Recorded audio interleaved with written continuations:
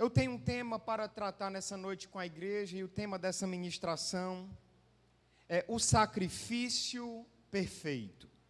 E o texto nos diz: pelo que, como por um homem entrou o pecado no mundo, e pelo pecado a morte, assim também a morte passou a todos os homens, por isso que todos pecaram. Porque até a lei estava o pecado no mundo, mas o pecado não é imputado não havendo lei. No entanto, a morte reinou desde Adão até Moisés, até sobre aqueles que não pecaram à semelhança da transgressão de Adão, o qual é a figura daquele que havia de vir.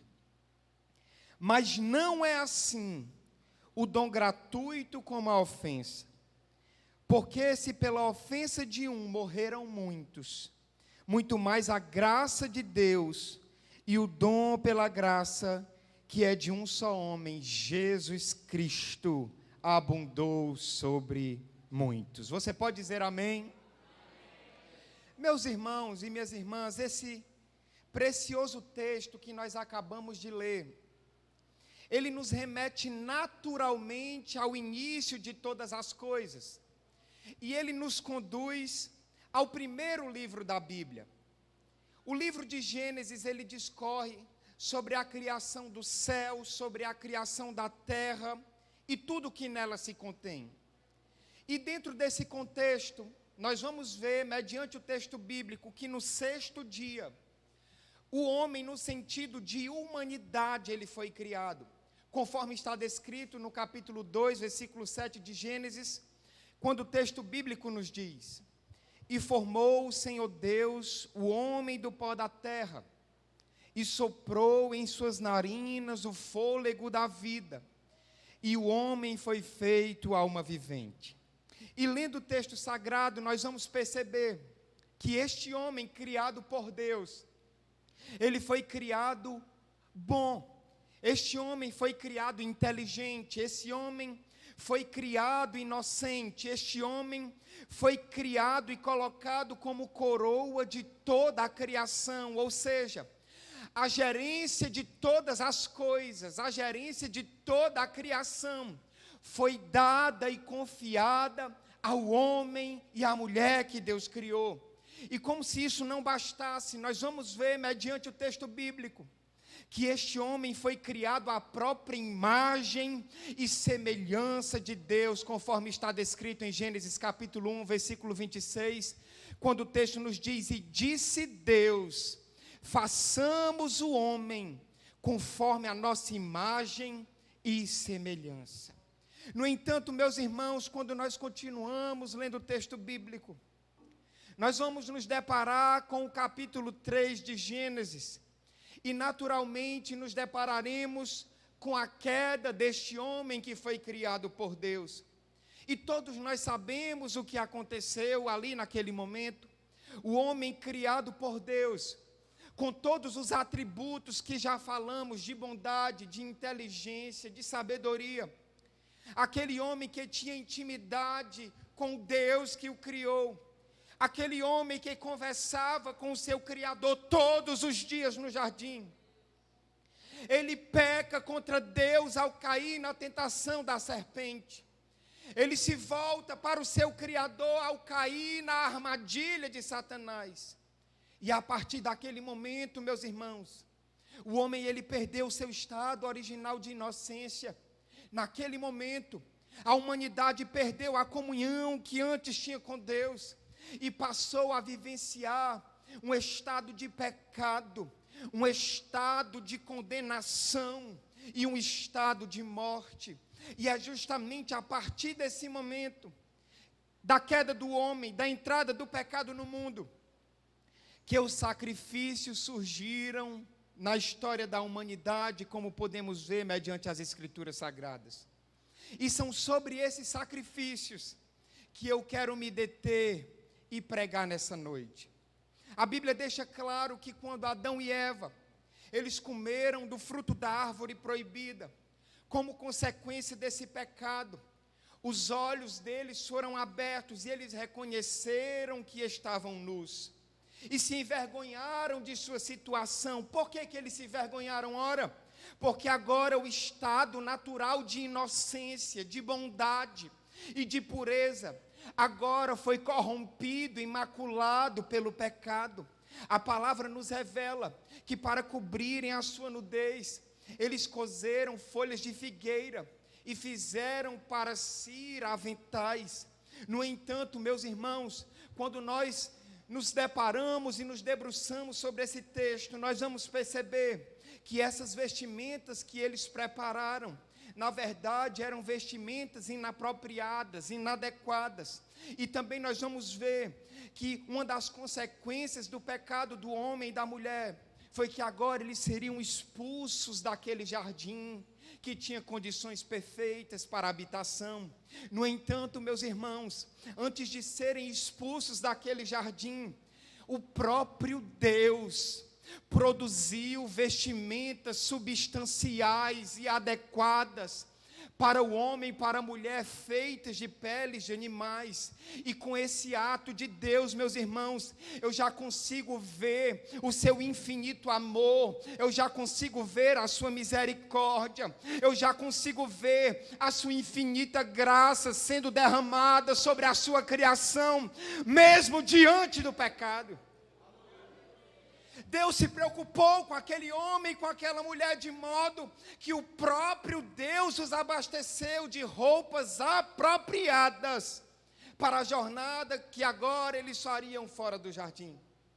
O capítulo 3 de Gênesis, no versículo 21, é bastante claro quando nos diz: e fez o Senhor Deus a Adão e a sua mulher túnicas de peles e os vestiu. Diante disso, meus irmãos, perceba, o sacrifício de alguns animais foi necessário para o cumprimento dessa provisão. E desta forma se iniciaram os sacrifícios na humanidade. Este, na verdade, foi o primeiro sacrifício registrado na história. No entanto, quando nós continuamos em nosso texto, em nossas leituras, nós vamos perceber que os sacrifícios, eles não pararam por aqui. E nós vamos perceber que posteriormente surgiram sacrifícios como pagamento, como remissão dos pecados dos homens. E ainda que não mencionados especificamente nesse trecho que lemos sobre Adão e Eva, muito provavelmente esses sacrifícios como pagamento e remissão dos pecados, eles foram instituídos ainda nos dias de Adão, tendo em vista que o texto de Gênesis 4:4 nos deixa claro que os filhos de Adão estavam familiarizados com esse tipo de sacrifício. Vejamos o que está escrito no texto bíblico: e Abel também trouxe dos primogênitos das suas ovelhas e da sua gordura, e atentou o Senhor para Abel e para a sua oferta. Bendito seja o nome do nosso Senhor Jesus Cristo. Na verdade, meus irmãos, esse foi o começo de uma prática comum no meio do povo de Deus no Antigo Testamento. O sacrifício de animais, o derramamento de sangue, como pagamento e como remissão dos pecados da humanidade. Essa prática que começou nos dias de Adão com o seu filho Abel, foi muito tempo depois institucionalizada por um homem chamado Moisés. E quando vamos nos deparar, por exemplo, com os escritos de Moisés em Levítico, nós vamos perceber que existiam pelo menos 5 tipos de sacrifícios ou de ofertas. A saber, ao título de informação, existia a oferta do holocausto, existia a oferta de manjares, existia a oferta pelo sacrilégio, existia o sacrifício da paz e, por fim, existia a oferta pelo pecado. E dentre essas ofertas e sacrifícios que Moisés apresenta lá em Levítico, existiam aquelas que eram prestadas de forma obrigatória e existiam aquelas que eram prestadas de forma voluntária, aleatória. No entanto, meus irmãos, a oferta pelo pecado, e aqui eu preciso que você entenda isso, era um sacrifício obrigatório ao Senhor para todos os homens. Por quê, irmão Gaio? Ora, muito simples, tendo em vista a própria natureza do homem, pois todos eram pecadores, condições essa herdada pelo primeiro homem, por Adão. É por isso que Paulo nos adverte, quando ele vai escrever a sua epístola aos Romanos, no capítulo 3, versículo 23, quando ele diz: todos pecaram e estão destituídos da glória de Deus. No versículo 10 ele diz: porque não existe nenhum justo, nenhum sequer.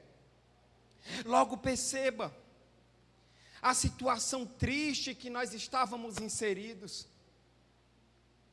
E diante dessa situação, não tinha como se livrar do pecado, senão por uma intervenção divina, que tinha como representante o sacerdote, o responsável por oferecer um animal em sacrifício, derramando seu sangue para a remissão dos pecados do ofertante. Lembrando que até mesmo o sumo sacerdote, ele tinha que oferecer sacrifícios por ele mesmo, porque ora, o sumo sacerdote era homem, e simplesmente por ser homem, também era um pecador. É só você ler Levítico, lá no capítulo 4, porém, meus irmãos, diante de tudo isso que eu já falei, apresentei nessa noite, existia um problema muito sério, e o problema consistia no seguinte fato: mesmo o sumo sacerdote sendo um instrumento de Deus, mesmo sendo realizada toda aquela liturgia, mesmo sendo derramado o sangue de um animal sem mancha, tratava-se de um sacrifício insatisfatório, tratava-se de um sacrifício incompleto, tratava-se de um sacrifício insuficiente, uma vez que o sangue de animais, por mais selecionado, por mais puro que fosse, não poderia remover definitivamente os pecados dos homens. É por isso que o escritor aos Hebreus vai dizer no capítulo 10, versículo 4, porque é impossível que o sangue de touros e de bodes retire pecados. Agora eu lhe convido, meus irmãos, a nessa noite, nesse culto de ceia, meditar na nossa situação. Por conta do pecado, estávamos completamente perdidos, com as nossas mãos atadas, e nada poderíamos fazer para reverter esse quadro e essa situação. Nada poderíamos fazer para trazer salvação para a nossa vida e para a nossa casa, porque estávamos caídos, estávamos destituídos da glória de Deus, estávamos condenados juntamente com Adão, em pecado, separados de Deus.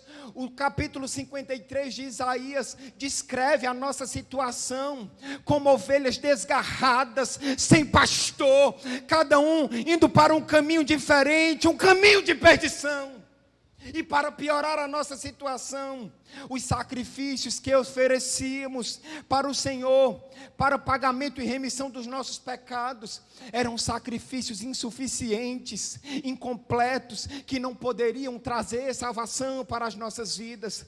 No entanto, meus irmãos, foi justamente nesse momento, quando pensávamos que não havia mais solução, quando pensávamos que não havia mais saída, quando pensávamos que estávamos no fundo do poço, quando pensávamos que estávamos sujeitos a uma vida eterna sem Deus, sem salvação, sem alegria, sem contentamento, que o próprio Deus enviou um cordeiro capaz de nos livrar do pecado e da morte.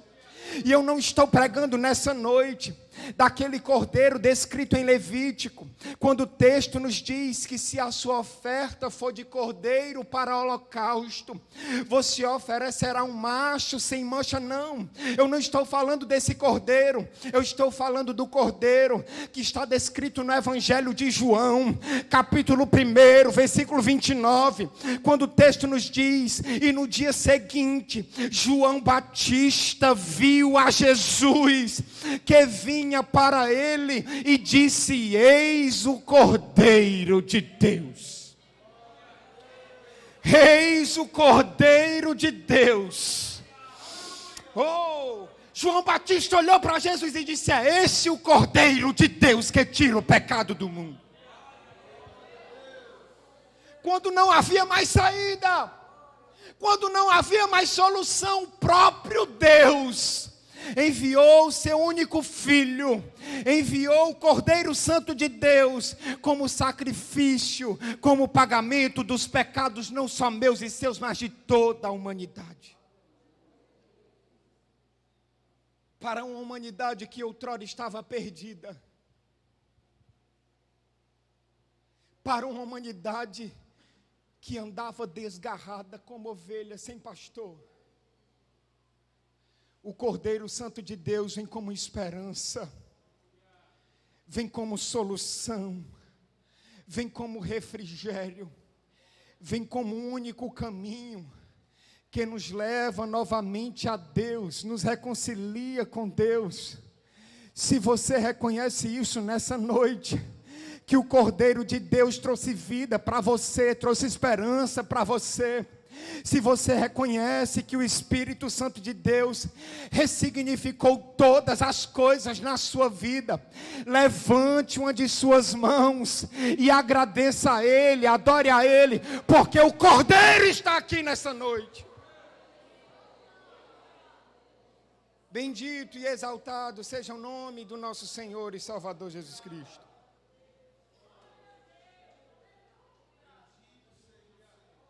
E diante dessa linda verdade, diante dessa salvadora verdade, eu gostaria de fazer algumas pontuações com a igreja, antes de cercarmos a mesa.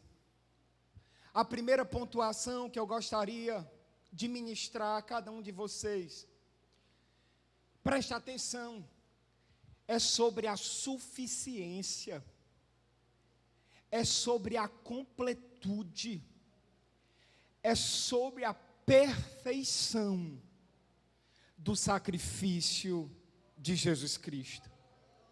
A primeira coisa que nós precisamos ressaltar é que todas as vezes que alguém pecasse antes do sacrifício de Jesus, fazia-se necessário um sacrifício para perdoar os seus pecados. Entenda, se eu oferecesse um sacrifício para a remissão dos meus pecados hoje, e amanhã eu pecasse novamente, aquele sacrifício que eu fiz ontem já estaria invalidado, e eu teria que realizar um novo sacrifício para os meus novos pecados. Por isso, meus irmãos, tratava-se de um sacrifício incompleto, insuficiente, insatisfatório. E nós já sabemos por quê. Ora, porque o sangue de animais não pode purificar os pecados dos homens. Mas eu louvo a Deus, meus irmãos, nessa noite, juntamente com cada um de vocês que cultuam e cercam a mesa nessa noite com alegria e com devoção. Porque, diferente daqueles sacrifícios incompletos, o sacrifício de Jesus Cristo, não, esse foi diferente. O sacrifício do Cordeiro de Deus, esse sim foi completo, esse sim foi suficiente, esse sim foi perfeito, e ele tratou não apenas uma parte do problema, ele não perdoou apenas uma parte dos meus pecados, não, esse sacrifício perfeito, ele resolveu definitivamente os pecados de toda a humanidade. Quando aquele cordeiro estava pregado na cruz do madeiro, quando aquele cordeiro estava pregado e suspenso entre os céus e a terra, ele pronunciou algumas palavras ou expressões que ficaram na história e que ecoam até hoje. A penúltima palavra que Jesus falou na cruz do Calvário foi tetelestai.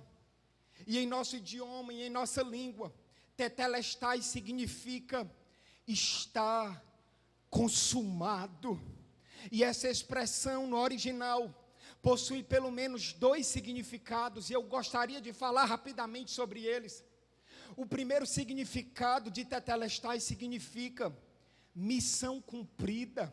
Entenda, quando um pai ou uma mãe pedia para o seu filho realizar alguma tarefa doméstica ou alguma tarefa externa. Quando aquele filho concluía a tarefa, por exemplo, de comprar pão na padaria, quando ele voltava, aquela criança olhava para o seu pai ou para a sua mãe e dizia: mamãe, papai, tetelestai, ou seja, missão cumprida, tarefa realizada. Ah, meus irmãos, ao pronunciar essa expressão na cruz do Calvário, Jesus estava dizendo ao Pai que o enviou: Pai, missão cumprida, a minha tarefa na terra está devidamente realizada. Ela foi dura, ela foi árdua, ela foi humilhante, ela foi dolorosa, mas eu bebi deste cálice. Pai, a missão que tu me confiaste está sendo cumprida agora. Mas tetelestai tem um segundo significado. Está tudo pago. Entenda, nos tempos de Jesus, se você devia a alguém, pesava sobre você um título de dívida, e tudo aquilo que você devia era escrito em um papel, em um papiro, e caso você não conseguisse pagar as suas dívidas, você poderia se tornar um escravo do seu credor, até conseguir pagar o que você devia e novamente ser um homem livre. Porém, se o devedor conseguisse pagar as suas dívidas ao credor, ao final daquela dívida, ao final daquele papel, o credor escrevia tetelestai, e isso significava que aquela dívida havia sido paga e que já não pesava nenhuma condenação ou risco de escravidão sobre aquele antigo devedor. Eu acho que você já começou a entender. Quando Jesus ele grita tetelestai na cruz do Calvário, o que Jesus estava dizendo, além de comunicar que a missão estava sendo cumprida, ele também estava dizendo: Pai, está tudo pago. Pai, eu estou levando sobre mim o peso dos pecados de toda a humanidade para satisfazer a tua justiça. O sacrifício perfeito, meus irmãos, foi devidamente cumprido na cruz do Calvário, e a dívida que era minha e que era sua foi devidamente quitada, foi devidamente paga por Jesus Cristo, quando Ele carregou todas as nossas transgressões e pecados sobre o seu próprio corpo. Portanto, o sacrifício perfeito de Cristo foi único e perfeito, e não é necessário que ocorra mais nenhum sacrifício em nenhuma parte do mundo, porque o sacrifício de Jesus já resolveu a tua vida e a minha vida. Tetelestai, meus irmãos, é bom cercar a mesa e falar essa palavra. Tetelestai, a missão de Jesus foi cumprida. Se alegre nessa noite, regozije-se nessa noite em Cristo. A dívida que pesava sobre nós, que jamais poderíamos pagar, ela está paga, ela está quitada, e hoje nós somos livres, e nenhuma condenação há para aqueles que estão em Cristo Jesus. Que está em Cristo, levante a mão e adore ao Senhor nessa manhã. O sacrifício perfeito. Mas existe uma segunda pontuação. Além da suficiência do sacrifício de Cristo, eu preciso pontuar com a igreja e afirmar para você, por mais que você não saiba, por mais que você não aceite, você é um tabernáculo vivo de Deus. Você é um tabernáculo vivo de Deus. Entenda, a liturgia dos sacrifícios de remissão dos pecados se dava da seguinte maneira: o ofertante trazia o animal como oferta até o tabernáculo. Então a confissão dos pecados deveria ser realizada sobre a cabeça do animal, para que o pecador fosse aceito diante de Deus.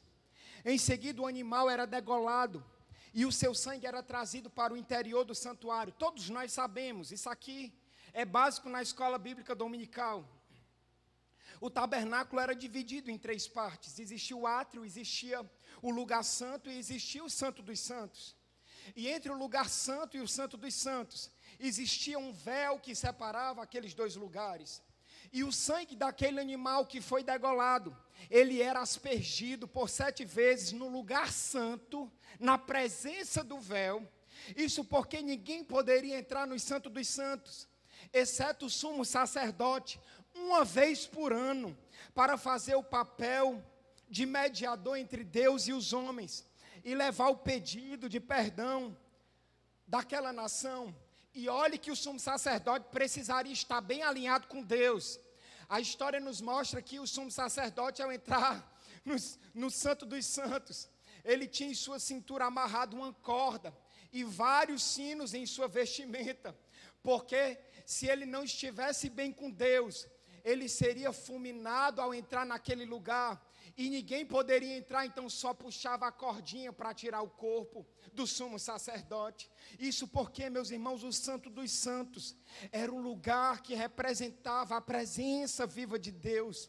No entanto, as pessoas comuns, nem mesmo os sacerdotes, exceto o sumo sacerdote, não tinham acesso a esse lugar. Eles não podiam entrar ali, porque se entrassem seriam mortos diante da presença do Deus Todo-Poderoso. Porém, a Bíblia nos mostra e nos revela que quando Jesus ele entregou o seu Espírito na cruz do Calvário, cumprindo a sua maior missão na terra, o véu do santuário, ele se rasgou em 2 partes. O véu do santuário se fendeu de alto a baixo, e isso tem um significado precioso para nós que estamos aqui, porque isso simboliza e nos mostra que naquele momento Deus estava abrindo acesso à sua presença a cada um de nós por meio de Jesus Cristo crucificado. Hoje já não precisamos mais de sacerdotes como mediadores.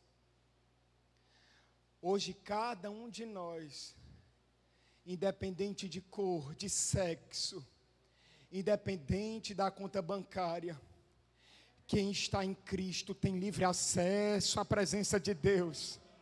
O véu foi rasgado, temos livre acesso à presença de Deus.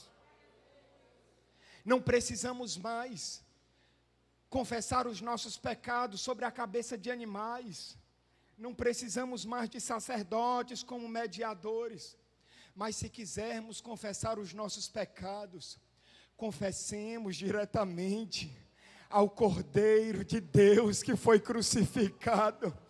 Por isso está escrito: se confessarmos os nossos pecados, Ele é fiel e justo para perdoar os pecados e nos purificar de toda injustiça. Você é grato por isso, você se alegra com isso nessa noite. O Senhor, o Cordeiro de Deus, perdoa os nossos pecados. E por fim, meus irmãos, para cercarmos a mesa, eu quero fazer uma terceira e última pontuação. Na verdade, é uma afirmação.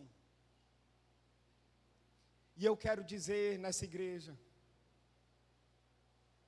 há poder no sangue de Jesus. Há poder no sangue do Cordeiro que foi crucificado. A nossa geração parece que esqueceu isso. A nossa geração parece que tem negligenciado isso. E procuram poderes em todos os lados. E eu vou falar o que o Espírito Santo de Deus está me compelindo nessa noite, porque não estava programado, não estava anotado. E se for para ferir a homilética, pastor, deixa ferir, porque o Espírito Santo de Deus, ele tem primazia. Essa igreja é dele, nós somos dele, e a ele nós devemos dar o real lugar. Ele reina sobre essa casa.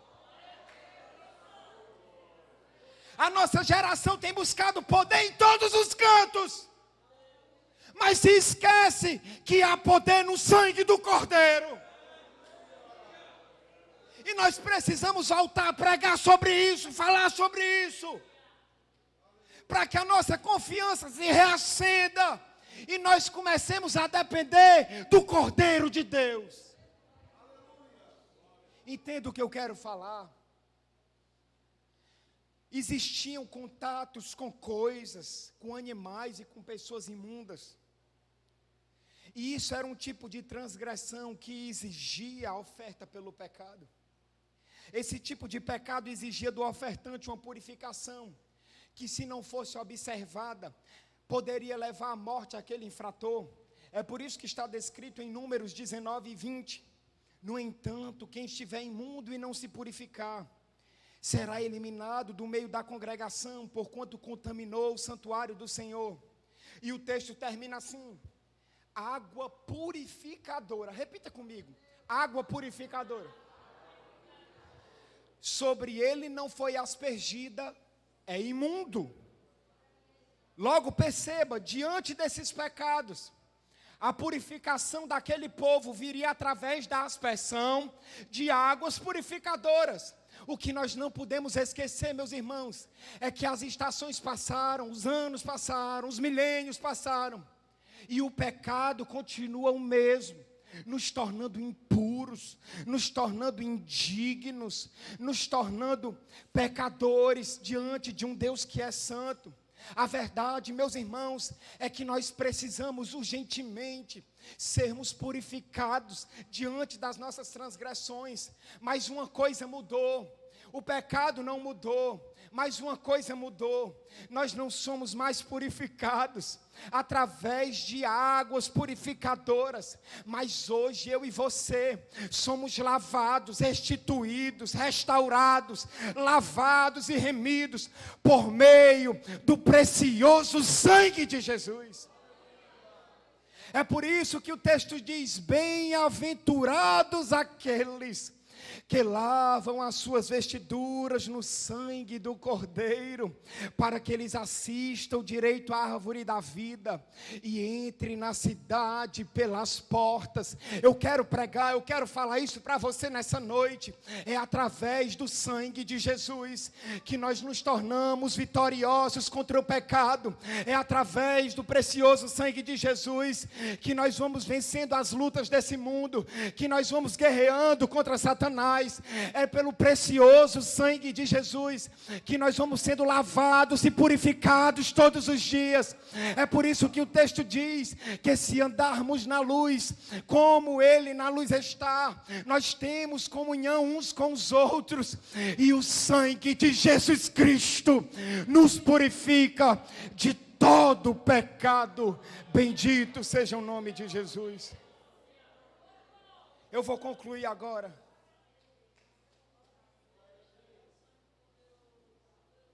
Eu tenho 9 minutos, tenho 8 minutos, mas eu não vou usá-los todos.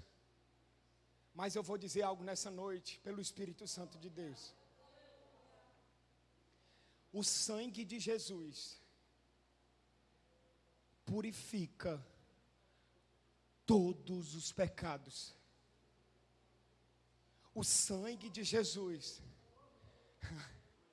purifica todo o pecado. Talvez as pessoas não queiram entender isso, e talvez seja por isso que o Espírito Santo de Deus me impulsiona a repetir isso, porque eu já deveria ter passado para a conclusão dessa mensagem, mas eu preciso que você entenda isso. Em nome de Jesus, o sangue do Cordeiro, ele tem poder para purificar todos os pecados. Então não carregue uma culpa que não é sua. Não carregue um fardo que o inimigo quer colocar contra a sua vida, contra você, te condenando, te colocando para baixo. se sentindo sujo, se sentindo indigno, receba essa palavra para a sua vida. O sangue de Jesus já te purificou de todos os teus pecados. Você é limpo, você é santo, você foi comprado pelo sangue do Cordeiro, e nenhuma condenação há sobre a sua vida, porque você está em Cristo Jesus.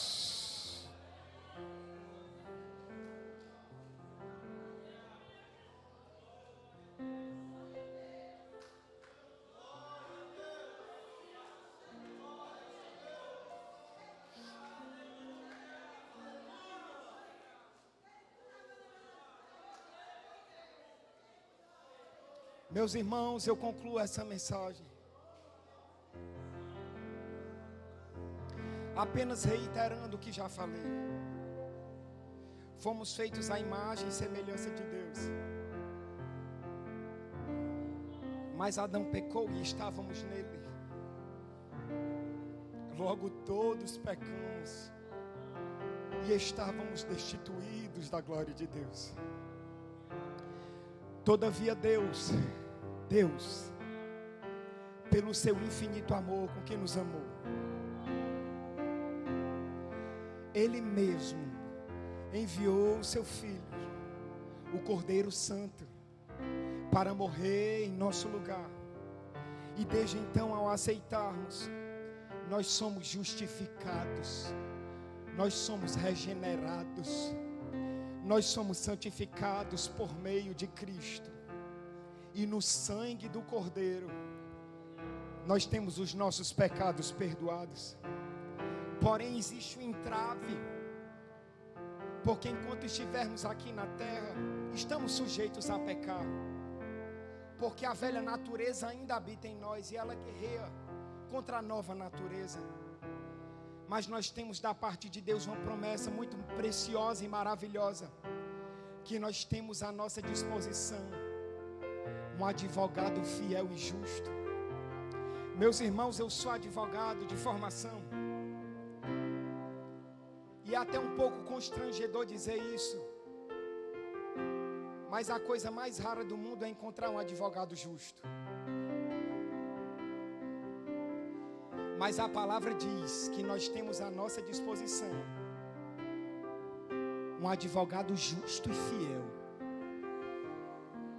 É por isso que o texto diz: meus filhinhos, essas coisas vos escrevo para que não pequeis.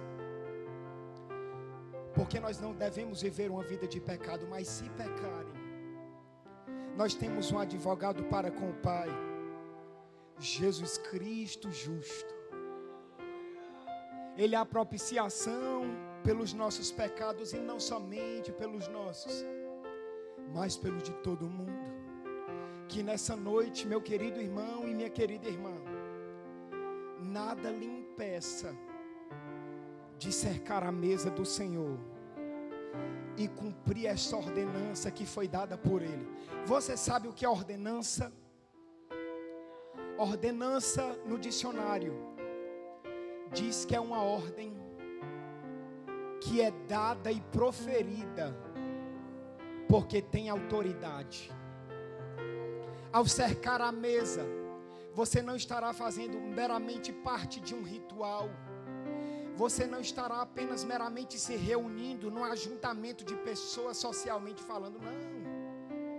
Nós vamos cercar a mesa para cumprir uma ordem daquele que tem autoridade nos céus e na terra.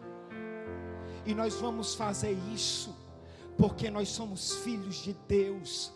Nós vamos fazer isso porque nós somos santos. Nós fomos justificados e regenerados em Jesus Cristo.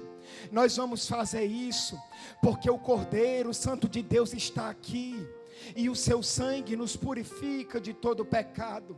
Cerquemos a mesa nessa noite com muita alegria, relembrando a sua morte e ressurreição, sabendo que os seus pecados foram apagados pelo sangue que foi vertido naquele madeiro.